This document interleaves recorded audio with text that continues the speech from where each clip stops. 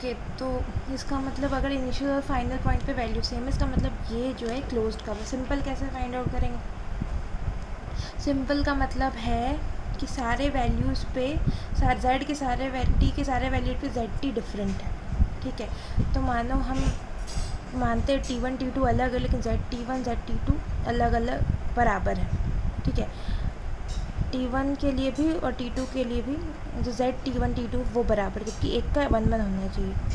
फिर हम इसको सॉल्व करेंगे तो रियल कॉम्प्लेक्स को बराबर कर दिया, फिर डिवाइड कर दिया, और tan T1 tan T2 is equal to कब होगा? जब T1 is equal to T2 होगा।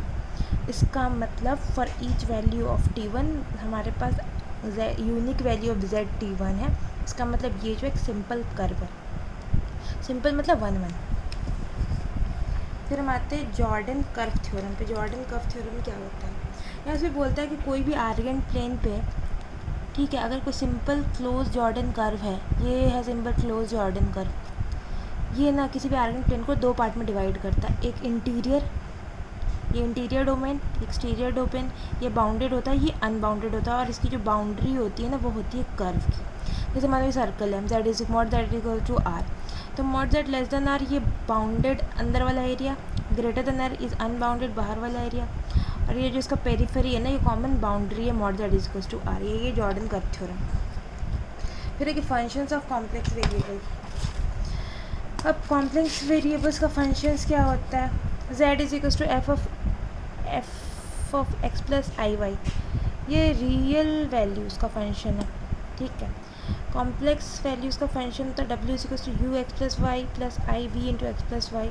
इसमें जो हम इनपुट लेते हैं ना, ये एक्स वाई इनपुट जो है, तो यहाँ पे देखो z में जो इनपुट है रियल है और आउटपुट कॉम्प्लेक्स है, लेकिन w में जो इनपुट है वो भी कॉम्प्लेक्स है।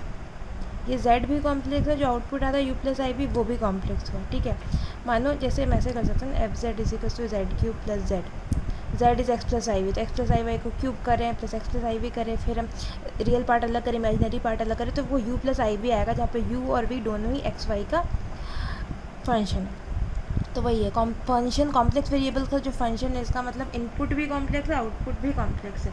और जो w है ना, W के का 1 या मोर वैल्यूज़ हो सकता है। जैसे नॉर्मली क्या होता है, A अगर है तो उसका वैल्यू B, मतलब एक इनपुट का दो इनपुट का एक आउटपुट हो सकता है, बट एक इनपुट का दो आउटपुट नॉर्मली नहीं होता, बट यहाँ पे एक इनपुट का मल्टीपल आउटपुट हो सकता है। ये कॉम्प्लेक्स वेरिएबल का फंक्शन, ये और कहीं नहीं पॉसिबल है। एक मतलब 1 इनपुट का मल्टीपल आउटपुट नहीं होता है नॉर्मली, मतलब मल्टीपल इनपुट का एक आउटपुट हो सकता है। मतलब जैसे 2 स्क्वायर भी 4 है, -2 स्क्वायर भी 4 है, लेकिन 2 स्क्वायर 4 और 2 स्क्वायर 3 ये नहीं होता है नॉर्मली, लेकिन कॉम्प्लेक्स में ये भी होता है,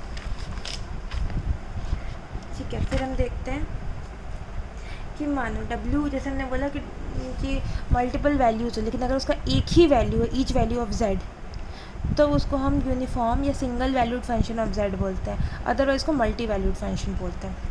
अगर f W is equal to f of Z, हर वैल्यू ऑफ Z के लिए जो हमारा W आता है वो यूनिक है, तो उसको हम बोलेंगे यूनिफॉर्म या सिंगल वैल्यूड फंक्शन, अदरवाइज को मल्टी वैल्यूड फंक्शन बोलेंगे।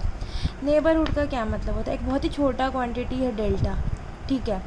अब मान लो कोई भी एक पॉइंट है Z0, ठीक है, उसके आसपास का जो सब बिल्कुल छोटा सा क्वांटिटी अगर हम ऐड करेंगे तो आसपास का जितने भी पॉइंट है such that Z minus Z0 mod is less than delta, ये जो सेट ऑफ ऑल पॉइंट्स होगा ना, very positive, very small positive number, ठीक है। इसको ना ये थोड़ा सा डेल्टा ऐड के जितने भी नंबर्स आएंगे ना, ये नेबरहुड होते हैं, पॉइंट नेबरहुड होते हैं Z0 के। इसको रेडियस ऑफ द नेबरहुड भी, डेल्टा को रेडियस ऑफ द नेबरहुड बोलते हैं, ठीक है। डेल्टा बहुत ही स्मॉल नंबर है, तो Z minus Z0 is less than delta. Z0 है तो बाकी सारे जितने भी पॉइंट है ना, इसमें तो बिल्कुल होता है, थोड़ा सा हम ऐड करेंगे तो जो पूरा एक सर्कल बन जाएगा। ये नेबरहुड हो गया, इसको रेडियस बोल देते हैं। डिलीटेड नेबरहुड में तो ये पूरा जो सेट है ना कि उसमें Z0 को हटा दिए तो वो डिलीटेड नेबरहुड हो गया। अब हम आते हैं लिमिट और कंटिन्यूटी पे। एक जनरल सेंस पे लिमिट क्या होता है, कंटिन्यूटी क्या होता है। एक्स अल्फ़ा माइनस डेल्टा से अल्फ़ा प्लस डेल्टा तक रेंज करता है, तो for all this value of delta हमारे पास एक एप्सिलन होगा सच दैट एफ एक्स जो एल माइनस एप्सिलन और एल प्लस एप्सिलन से वेरी करेगा, ठीक है। अब ये एल क्या है? एल का मतलब ये है कि अगर x टेंड्स टू अल्फ़ा है तो x tend to alpha fx है तो उसका वैल्यू अगर l आता है। जैसे मानो ये limit x tends to 2x² + 4x - 2, ठीक है। अगर इसका वैल्यू सही में अगर 2 हो तो इसका वैल्यू 4 आएगा, ठीक है। तो x जो है, x को अगर हम 2 लिमिट x टेंड्स टू 2 है तो इसमें क्या होगा, मानो 2 से हम थोड़ा सा कम लेंगे, 2 से थोड़ा ज़्यादा लेंगे, इस पूरे रेंज में x वेरी करेगा। तो fx भी ना उसी हिसाब से इसका जो आउटपुट होगा 2 रख के 4, उसी में से minus epsilon plus epsilon value very करेगा। यहाँ पे डेल्टा और एप्सिलॉन बराबर है, पर नहीं भी बराबर हो सकता है। जैसे यहाँ पे देखो ये वैल्यू है, ठीक है। हमने क्या किया, हमने 2 का वैल्यू 2 की जगह हमने x की वैल्यू 1.9 रखा तो हमें fx ये मिला, मतलब माइनस डेल्टा किया तो हमें fx माइनस एप्सिलॉन मिला, प्लस डेल्टा किया थोड़ा सा तो हमें प्लस एप्सिलॉन मिला। बस for every value of delta हमारे पास हर वैल्यू ऑफ एप्सिलॉन आएगा, सच दैट जब हम x में से डेल्टा ऐड या माइनस जो भी करेंगे तो fx जो होगा ना, fx में भी प्लस माइनस एप्सिलॉन होता है। अगर ऐसा होता है तो ये जो वैल्यू होगा ना उसे हम लिमिट बोलते हैं, इस चीज़ को हम लिमिट बोलते हैं। कंटिन्यूस का तुम्हें पता ही पहले से। अब यहाँ देखो, पर लिमिट जो है ना सेम चीज़ है, सेम केस है इसमें भी, बस में अंतर ये है कॉम्प्लेक्स में कि ये ना हर डायरेक्शन में जाता है। ये जो पूरा एरिया है ना, एक तरह से पूरा पाथ है ना 360 डिग्री, ये सब ही में वो चीज़ एप्लीकेबल होगा, सिर्फ इधर और उधर नहीं जाएगा प्लस माइनस डेल्टा। और इस पे जो पाथ है ना उस पर लिमिट डिपेंडेंट नहीं होता है।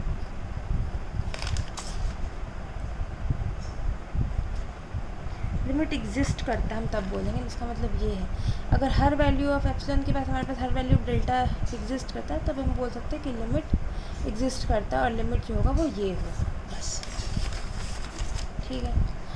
कंटिन्यूटी तो सेम ही हमेशा हर जगह, limit z tends to f z equals to f है तो कंटिन्यूस होगी। यूनिफॉर्म कंटिन्यूटी का मतलब क्या है, देखो यहाँ पे जो हम normally z tends to f x tends to f x equals to f a करते हैं वो एक पर्टिकुलर पॉइंट पे कंटिन्यूटी देखते हैं, लेकिन यहाँ पे क्या है कि एक पर्टिकुलर पॉइंट पे नहीं है, ठीक है। ये जो कंटिन्यूटी है वो पूरे curve through out the domain है। थ्रू आउट द डोमेन अगर हमें कंटिन्यूस देखना है तो हमें पता होगा कि हर एप्सिलॉन ग्रेटर दैन 0 के लिए हमारे पास एक डेल्टा ग्रेटर दैन 0 होगा, सच दैट हम मतलब कोई भी 2 पॉइंट उस कर्व पे सेलेक्ट करते z1 z2, f z1 minus z2 अगर लेस देन एप्सिलॉन है तो z1 minus z2 less than delta होगा। बस ये पूरे डोमेन के लिए है और ये दो कंडीशन सेटिस्फाई करेगा, इसका मतलब वो यूनिफॉर्म कंटिन्यूस है कोई भी कर्व।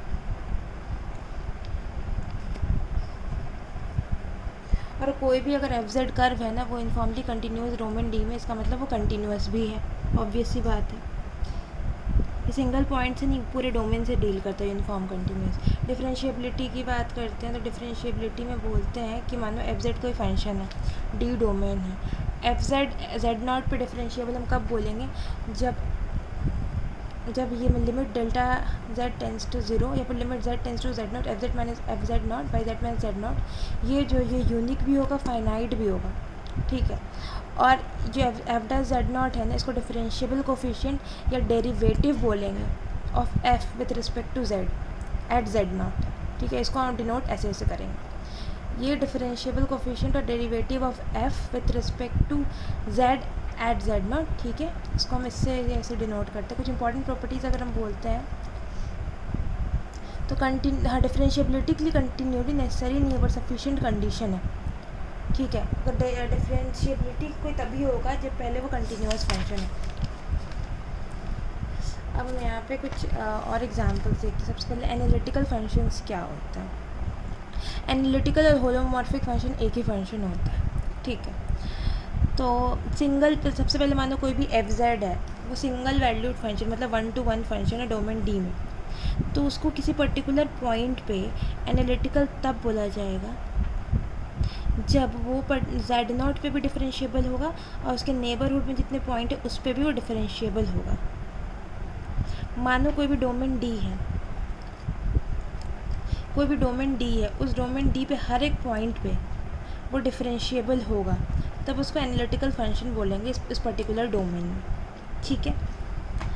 उसको होलोमॉर्फिक भी बोलते हैं। आइसोलेटेड सिंगुलैरिटी, मानो हर जगह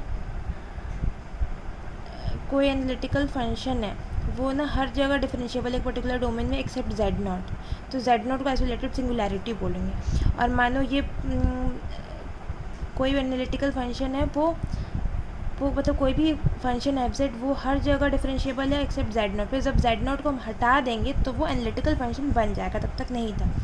तो जब हम आइसोलेटेड सिंगुलैरिटी को हटा के उसको एनालिटिकल बनाते हैं तो उसको रेगुलर फंक्शन बोलते हैं। एनालिटिकल फंक्शंस का कुछ प्रॉपर्टीज़ है कि sum difference product division of two analytical functions भी एनालिटिकल होता है। अगर एफ जेड एनालिटिकल तो के ऑफ एफ जेड भी एनालिटिकल होता है। अब नेसेसरी एंड सफिशिएंट कंडीशन देखिए। नेसेसरी ये है कि मानो कोई भी हमारा एफ जेड इजिकल्स टू ये एनालिटिकल फंक्शन, मतलब कोई भी फंक्शन है, ठीक है, इसका जो पार्शियल डेरिवेटिव वो एग्जिस्ट भी करे और वो कॉची रीमन इक्वेशन को भी फॉलो करे, ये नेसेसरी कंडीशन। अगर ये नहीं है तो हो ही नहीं सकता। और इसके साथ साथ अगर फोर पार्ट ये जो डेरिवेटिव्स है ये कंटिन्यूअस भी है तो सफिशिएंट कंडीशन है एनालिटिकल फंक्शन होने में। एनालिटिकल फंक्शन कब होगा? एक तो पहले ये एग्जिस्ट करेगा, ये एग्जिस्ट भी करेगा और ये कॉची रीमन को सेटिस्फाई करेगा। कंटिन्यूअस भी है अगर ये, तो फिर वो एनालिटिकल फंक्शन होगा ही होगा। कुछ एग्जाम मतलब कुछ डेफिनेशन है जैकोबियंस का ये होता है। लैग्रांजेस मीन वैल्यू थ्योरम का क्या बोलना है कि ये मतलब दिस इज समथिंग ना, जैसे लैग्रांजेस मीन वैल्यू थ्योरम का बोलना है कि एफ एक्स कंटिन्यूअस है ए से ए प्लस एच में, ठीक है, डिफरेंशिएबल है ए से ए प्लस एच में, not including a plus h. तो वहाँ पे एक c is to a plus theta h होगा such that f a plus h minus f a upon h जो है ना वो f dash a plus theta है इस पर्टिकुलर रेंज में। बस ये सॉल्व करने का क्लैरिटी मिलेगी। कंटिन्यूअस का क्या मतलब? कंटिन्यूअस मतलब यहाँ से वहाँ चल रहे थे, कंटिन्यूअस है ही। डेरिवेटिव मतलब स्लोप, हर तरफ इसको स्लोप है तो वो भी सही है। एक चीज़ और देखना है इसमें, डी डब्ल्यू बाई डी जेड जो है ना वो डो डब्ल्यू बाई डो एक्स होता है, फॉर्मूला है। फिर यहाँ पे हम एक चीज़ देखते हैं, so that the function this is continuous as well as analytical. Continuous, ये देखो ये कंटिन्यूअस है, ये दोनों का प्रोडक्ट भी कंटिन्यूअस, फिर ये कंटिन्यूअस, ये दोनों का प्रोडक्ट भी कंटिन्यूअस, तो फिर दोनों का सम भी कंटिन्यूअस, तो ये कंटिन्यूअस। तो एनालिटिकल के लिए हमें ये प्रूव करना पड़ेगा। तो हमें पता है यू एक्स ये एग्जिस्ट तो करता है और इक्वल भी है, तो इसका मतलब ये एनालिटिकल भी है एवरीवेयर।